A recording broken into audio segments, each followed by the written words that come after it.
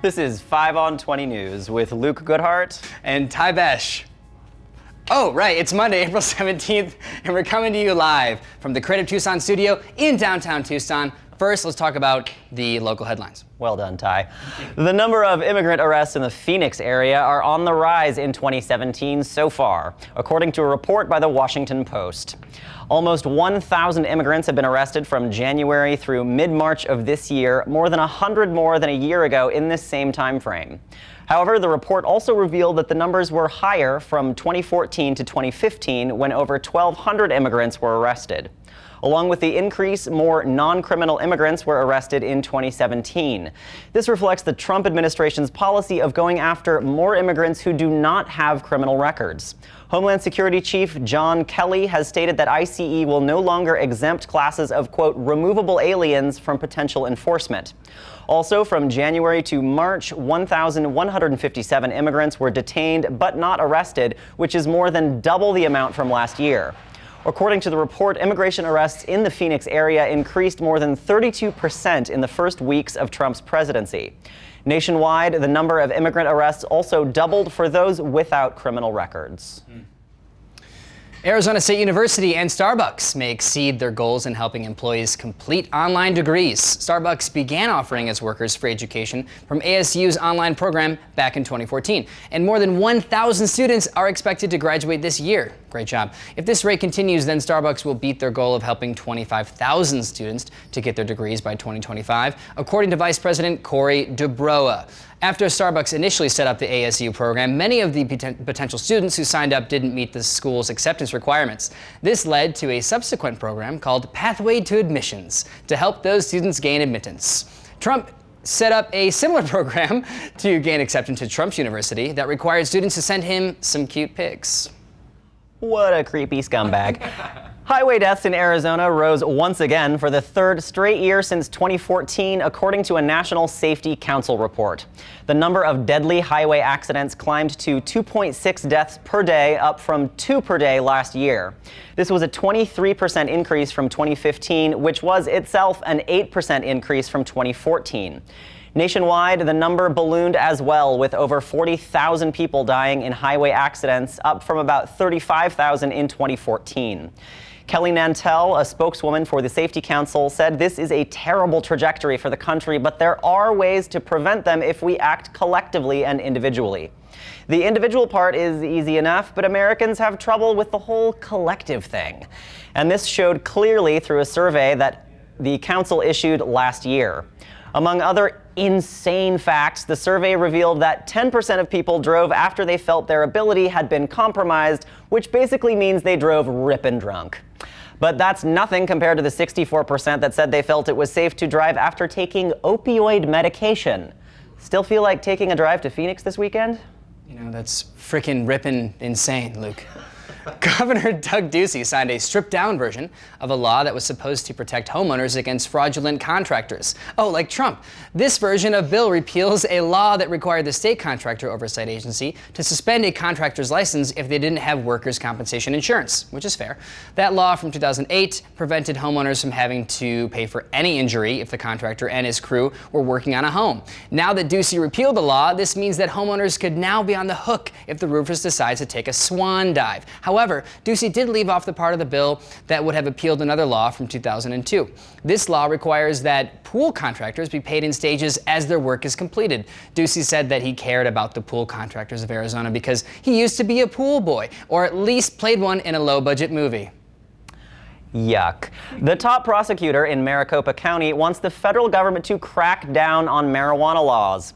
County Attorney Bill Montgomery also wants the government to reverse recreational marijuana laws because he says it will help restore respect for the, quote, rule of law. Montgomery argued that the federal government needs to, quote, get the people to do what they're supposed to do within our system of government. This is an odd position for Montgomery to take, since he's frequently been a firm supporter for states' rights when it has to do with abortion.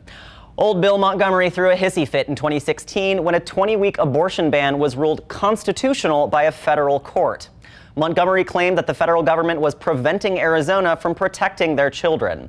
He then went on to ignore how the Supreme Court actually works when he said that, quote, if the Ninth Circuit cannot permit Arizona to act because of a precedent, then the Supreme Court must change the precedent. But now it seems as though Montgomery is having a change of heart once again now that it's marijuana on the table. He also didn't acknowledge the fact that local law enforcement would need to be utilized to arrest those with the marijuana. Law enforcement that would be paid for by the state's taxpayers. Good timing, Joel. 420 being tomorrow. 5 on 20 anchor and all-around Tucson character Frank Powers is closing his Constant Con shop downtown. Sad news. However, Frank is looking to resurrect the idea with his Constant Con Bookmobile or Bookmobile, where he'll deliver independent comics to you online. Frank is now raising money on GoFundMe.com to make the project a reality and keep the comics scene alive here in Tucson. We all love it. You can donate at GoFundMe.com/busbusbus.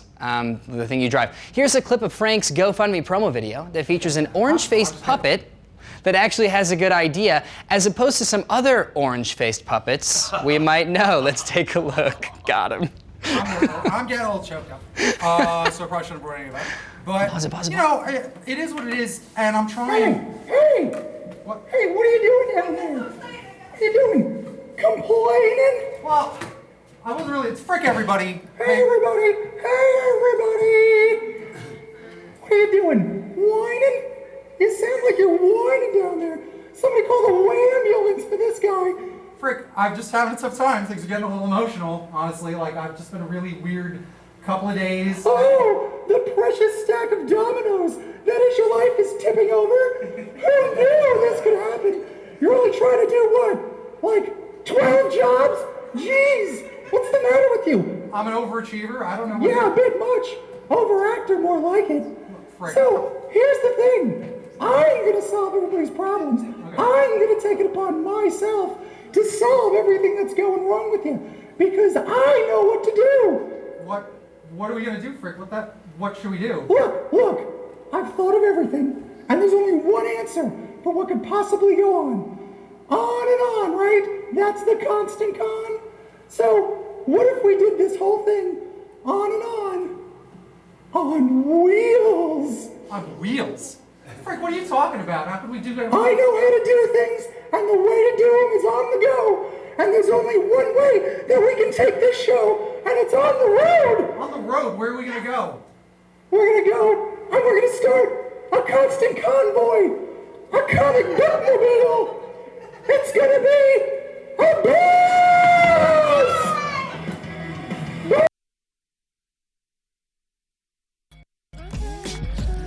And I wanted to take a moment to talk about the program you're watching right now. Here at 5 on 20, we are undertaking a new kind of citizen journalism. We're going to give you the news as we see it. And we want more people to speak up with us. We need writers, hosts, anchors, camera people, sound people, the whole gamut. The times require a new way of informing ourselves. So join us. Do it. Do it now. Email us at info@creativetucson.org to get involved. And if you think there's a story we're missing, a person we should interview, an upcoming event we should cover, or have any news tips for us, shoot an email to info@creativetucson.org. We are here for you, and we want to cover all stories from all points of views. So don't be strangers. Now in national and international news. As the battle in Mosul carries on, ISIS is ratcheting up their tactics by using civilians as human shields. Iraqi forces are closing on the last remaining neighborhoods controlled by ISIS after 6 months of brutal fighting in Mosul, Iraq's largest city. Residents of Mosul have reported being captured by ISIS fighters who wait for the civilians to try and reach the Iraqi army for safety. Mosul has been under ISIS control for about 3 years now. At first, the city's people welcomed them because of the corrupt government and security forces. When ISIS first took over and declared Mosul their capital, the group vowed to replace the social services that were neglected by the government, but soon showed that they weren't able to run a functioning state. Over 300,000 civilians are still trapped in the city, who are being kept by ISIS to prevent U.S. and Iraqi forces from launching airstrikes. One such U.S. airstrike launched in March killed over 150 civilians, with many being children. This week, the Iraqi military dropped leaflets over ISIS-held areas telling civilians to stay in their homes. But ISIS is forcing civilians out of their homes in order to use them as human shields and turn public sentiment against the U.S. and the Iraqi government. Another Trump executive order was signed yesterday, this time directing federal agencies to buy American. Trump signed the order at the headquarters of Snap-on Tools in front of employers and technical students. The order calls for a review of the H-1B visa program for skilled workers, which allows foreigners to work in the U.S. The program is used often by tech companies who have spoken out against Trump's efforts to reduce its size. Trump said that the order would, quote, aggressively promote and use American goods and ensure that American labor is hired to do the job. Supporters cheered the move as a boon to U.S. manufacturers who say they are hurt by foreign workers who come here on H-1B visas. About 65,000 workers come to the U.S. each year on the H-1B visa, with another 20,000 graduate students who use the program. The White House has argued that the visas allow companies to import cheap labor and undercut American jobs. However, Trump has been accused of hypocrisy because his properties have used temporary foreign labor to build his gaudy monstrosities. Also, much like his other actions, the order does not take direct action to change the program, but simply orders a review. But it sends a clear signal to manufacturers that the president would like to see the program reformed. The Buy American portion of the order directs agencies to conduct a top-down review of the use of waivers and calls for the purchase of U.S.-made goods by the federal government, particularly the use of U.S.-made steel for projects using federal funds. Upon signing the order, Trump said that he was taking a, quote, sledgehammer to job-killing regulations. However, the sledgehammer was later shown to be made in China. Good old Pennsylvania steel. Do you remember the Snap-on bracelets? I wonder if Snap-on Tools makes the bracelets. We'll have to look it up on Google later. Asylum applicants have increased by 150% since Donald Trump was elected president. Interesting. Not surprising. Most of these refugees come from Honduras, El Salvador, and Guatemala, often referred to as the Northern Triangle. All three countries have experienced an outbreak of violence and gangs that have sent families north. Since January, Central Americans stopped at the Mexican-U.S. border dropped by 93%, according to the Department of Homeland Security. While Trump's anti-immigrant sentiment has certainly fueled the drop, experts say there are additional reasons. Cynthia Perez, a director at the human rights group Comar, says the asylum applicants in Mexico have been increasing for years. She said that the applicants rose when the United Nations Commissioner for Refugees identified the types of people who qualified for refugee status. Among this decision, people from the Northern Triangle were included, which drove up the numbers. Perez also said that the families are finding that they can't afford the higher prices of a coyote that will bring them across the U.S. border. The UNHCR spokeswoman in Mexico says that more Central Americans are staying in Mexico because they treat them better. Imagine that. A highly anticipated election in Georgia ended too close to call last night and will go on to runoff in June. Democrat Jon Ossoff also beat out the favored Republican Karen Handel for the Georgia House, which would have been a huge upset. While Ossoff received more votes, he did not reach the 50% needed to win the election. The election is being hyped as a message to Donald Trump, whose approval ratings are equal with Dirty Grandpa. Democrats hope to send a message to Trump and even more to Republicans who could face losses in the 2018 midterms. Handel has been criticized for her efforts as Georgia's Secretary of State when a law was passed requiring proof of citizenship at the polls. Her critics said that the law discriminated against neighborhoods of color and low-income areas. She's also known for her opposition to Planned Parenthood and was accused by the conservative Club for Growth of overspending as a county commissioner. So she's got both sides taken care of. Ossoff suddenly became flush with money weeks before the election when the Daily Kos organized an $8.3 million drive to his campaign. The site targeted the race because it was one of 4 special elections that could be won by Democrats. This election came less than a week after Republicans almost lost another special election in Kansas, which was supposed to be Republican-safe territory, like a screening of God's Not Dead 2. Great movie. Love that movie. Indonesians will vote in a runoff to determine the next governor of Jakarta, which has divided the country and caused religious and racial tensions. Jakarta's incumbent Basuki Purnama, sorry if I mispronounced that, is running against the Muslim candidate Anies Baswedan in a tight race. The first round was won by Purnama with 43% of the votes versus 40% for Baswedan. Purnama, the current governor, is currently on trial for blasphemy charges after being accused of mocking a Quran verse. The race is exposing the racial tensions in the most populous Muslim country in the world.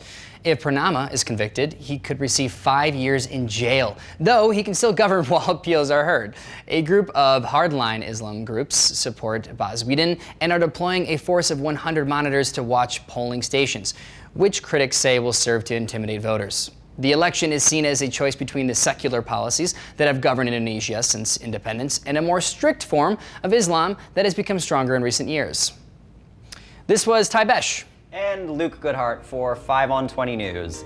Next up, a particularly grim and genocidal Andrew Explains It All. Enjoy the guilt, Tucson. I'm Andrew Conlog, and on this segment I explain something about Tucson or Southern Arizona history, and I hopefully get into all of it, and you know all of it too, and we both know all of it together, and it's great. And today I'm going to kind of strike a more somber tone than I usually do, because I'm going to talk about what's probably the saddest event in the whole history of Tucson. That might be controversial, but I think that actually might be the case. It's called the Camp Grant Massacre. And before I really go into it, I'll give you some of the basic details. It was the massacre of some Apache Native Americans near the Camp Grant Army installation near Tucson by citizens of Tucson that killed upwards of 150 Native Americans, mostly women and children, and it ranks as one of the worst massacres of Native Americans in history. And how did that all exactly come into play? Well, it began at Camp Grant. As I said, Camp Grant was an Army installation. At that time, there were several Army installations in Arizona to prosecute the Apache Wars. And it began with the commander of Camp Grant, a gentleman named Lieutenant Royal Whitman, who was a good man, a nice guy, as it would ultimately prove. Originally born in Maine, ended up here in Arizona. And while he was, I guess, just minding his own business one day in command of Camp Grant, a group of Apache Native Americans came in and said that they basically wanted to have peace. They wanted to come in and no longer be at war with the United States. And he didn't know what to do about this exactly, so he asked to meet their chief, and he did. The chief of this group of the Western Apache, that's a particular tribe of Apache, was a man named Eskiminzin. I hope I'm pronouncing that correctly, but that was his Apache name. And he came in and said he wanted to live near the fort, under the fort's protection, in an area called Aravaipa Canyon, which Aravaipa Canyon is north of here, and that's near where Camp Grant was. Now, Royal Whitman said that maybe they should go to the larger Apache reservation that was forming at San Carlos in the east, but Eskiminzin's group didn't want to go there for a variety of reasons. It wasn't really a great place. They were not on the best terms with other group of Apaches, which the Apaches were really a very autonomous sort of group, and so there were intertribal rivalries and violence. A lot of people kind of forget that. And Aravaipa Canyon was their home, and I don't really think any human being necessarily wants to leave their home if they don't have to. So Royal Whitman didn't know exactly what to do, so he sent word of this turn of events to his commander, who is in California, and asked what to do, basically. And in the meantime, he did make kind of an ad hoc reservation for them that they could live at, right next to Camp Grant initially. And then as time wore on, they, I guess you could say, behaved themselves so well that they moved farther and farther until at the time of this massacre, they were about 5 miles from Camp Grant in Aravaipa Canyon, which is right near the San Pedro River. They were kind of camped out right next to the river. And just as a sort of initial preview of the incompetence and cruelty that would characterize this event, Royal Whitman was waiting on instructions from California. He eventually received something back almost 6 weeks later, which was just an indication that he didn't properly package his report by Army standards. He didn't put a summary on the front, which he was supposed to, and the news indicated that it wasn't even read and he needed to send it back properly packaged. So this ad hoc arrangement grew up even though there was no formal blessing from the United States government.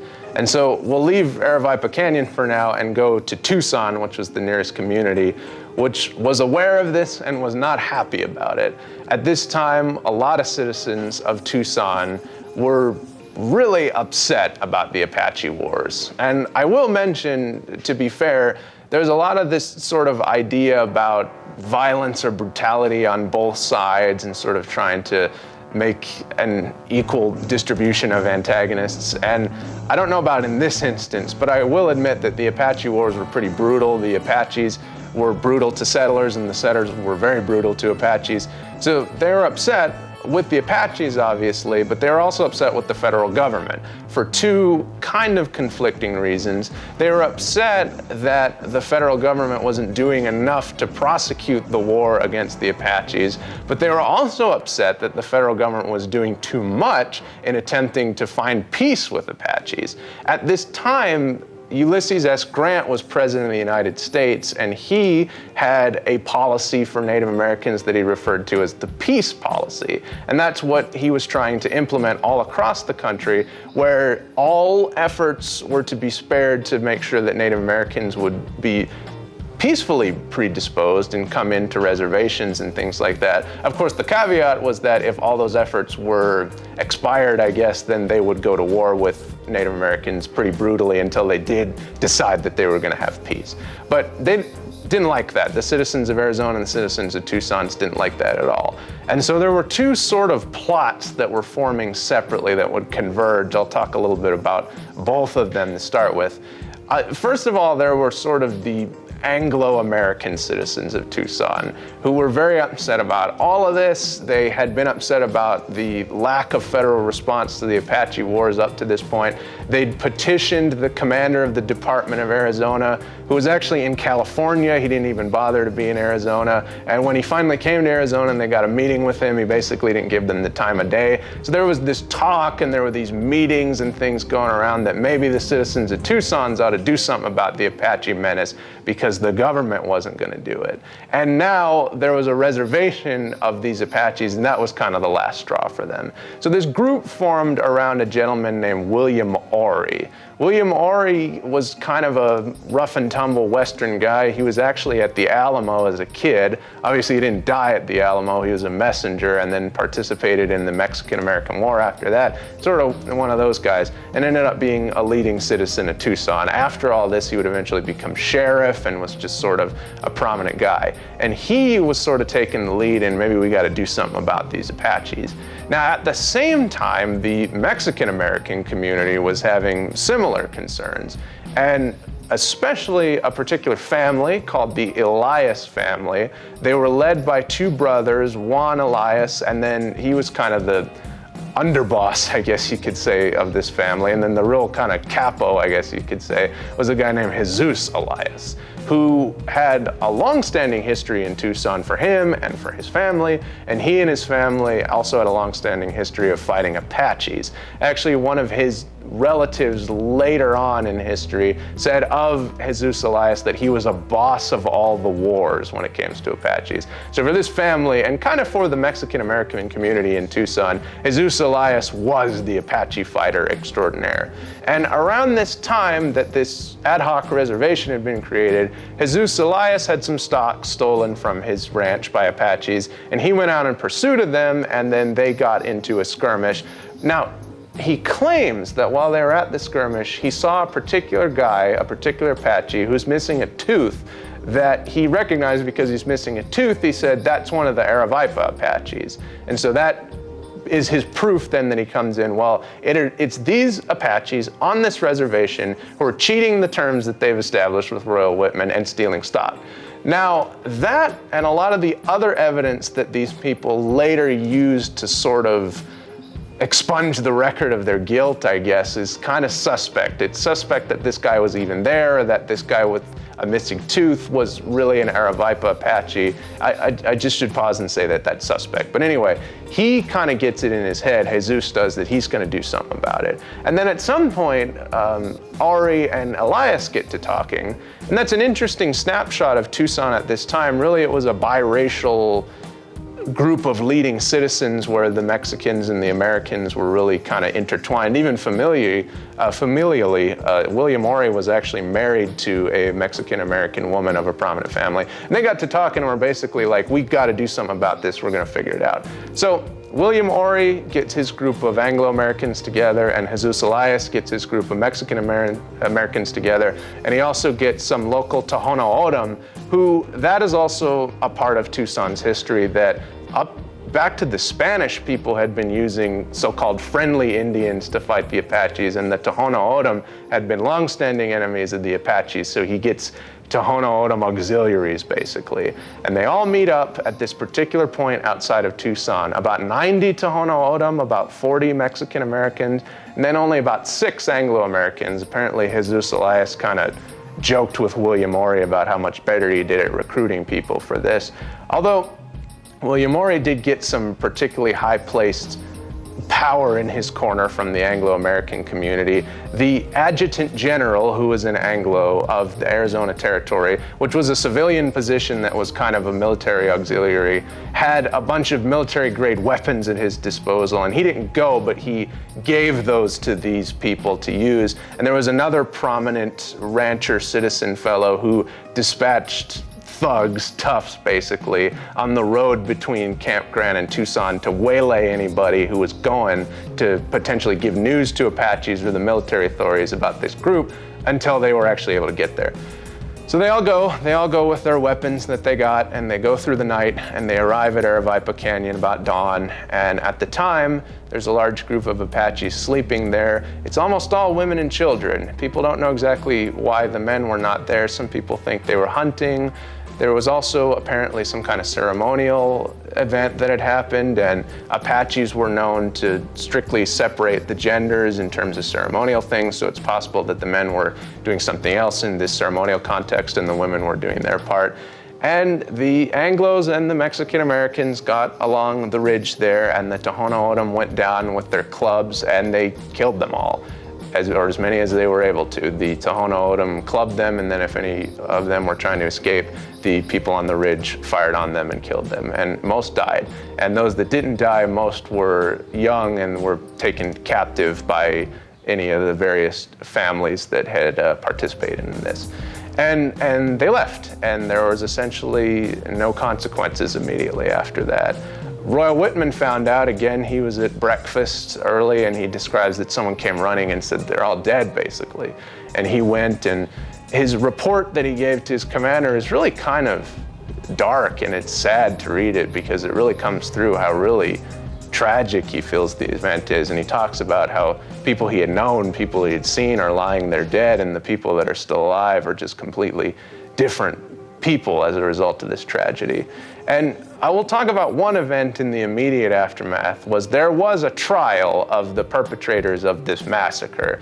Now, that probably was not going to happen under its own authority here in Arizona, but people in the East and the federal government found out about this, and they were outraged, which is very different from what happened in Arizona. Almost all of Tucson and the Tucson papers and the regular Tucson citizenry were really happy. They really got behind this. They said this was a great idea. But people in the East, a lot of Easterners that had been involved in the abolitionist cause before the Civil War had sort of transitioned into trying to advance Native American rights, and they thought this was outrageous, as did the president, who was concerned about a lot of things, just the barbarity of it all, but also that they had been in an agreement, albeit informal, with a representative of the federal government, and then they had been killed while under the protection of the government. So he basically ordered that there would be some kind of consequences for this, and eventually, even though they didn't really want to, the territorial authorities brought a trial forward in Tucson. And they did something kind of interesting, which probably indicates they weren't real serious about it from the start. They decided that they would try one man. That man was a guy named Sidney DeLong. He was a friend of Ory's, who would eventually also, I'll just mention, be elected mayor of Tucson after these events. And they were going to try him, and whatever sort of verdict they got for Sidney DeLong, they were going to apply to all the rest of the people that participated in this.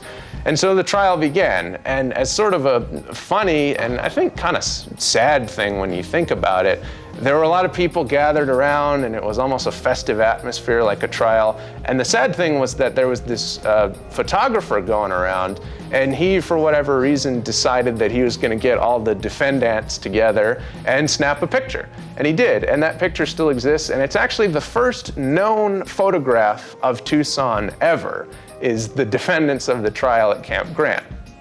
And so that's an interesting story. Another one is that after the trial eventually concluded, it took the jury only 19 minutes to acquit all of them, and they all went free. Basically, as a result, partly too, of the judge who thought this was a good idea, and in his instructions to the jury, he almost comes out and says, like, you really ought to acquit these guys because they did a good thing. But they didn't do a good thing. And I guess I'll editorialize this just a little bit.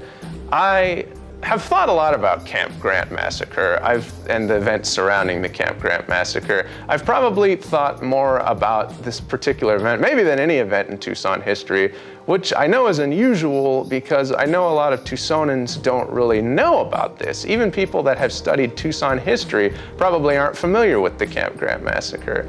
And if we think about Tucson history, and if we think of the names of those people that were associated with it, we see them in much different contexts. There's an Horry Street, there's a DeLong Street, there are things named after the Eliases. That adjutant general that I mentioned that had provided the arms for this, his name was Sam Hughes. There's a Sam Hughes neighborhood, and you might live there. And it's just something that I think is important that we think about for a variety of reasons. Because Tucson is a community, and I know people sometimes don't think in terms of communities anymore, but Tucson really is a community. And Tucson is a wonderful community. Tucson is an exceptional community. It's open, it has a huge heart for a community. And I guess using that metaphor, that gets me to what I'm thinking about in terms of this event that happened, that communities are a lot like people. And I think communities have pasts, and their pasts affect their present. And I think that communities have memories, and I think that communities, for lack of a better word, have souls. And I think the things that you choose to remember as a community, and the way that you remember them or the way that you don't remember them, says a lot and has a lot of bearing on the health of your soul, as it is with a person or as it is with a community. And we live in a world now where we see some unfortunate similarities to this time where the totality of the Tucsonan community was in praise of this violent act. And I think that it would be good not just for us, but just for the world at large, if they could see the model of a community that is a good community, but that took the time to remember and to reflect on something bad that happened in its past, and I guess, for a lack of a better word, just mourn it. And the final thing I'll say on this subject is the anniversary of this event is on April 30th, which is around the time that this is airing. It happened in 1871, which is a long time ago, but maybe not so long ago as we think. And April 30th really isn't much of a day in Tucson's calendar, but I think for a variety of reasons that maybe it should be. And on that kind of somber note, this is Andrew Conlog signing off, and I'll see you next time.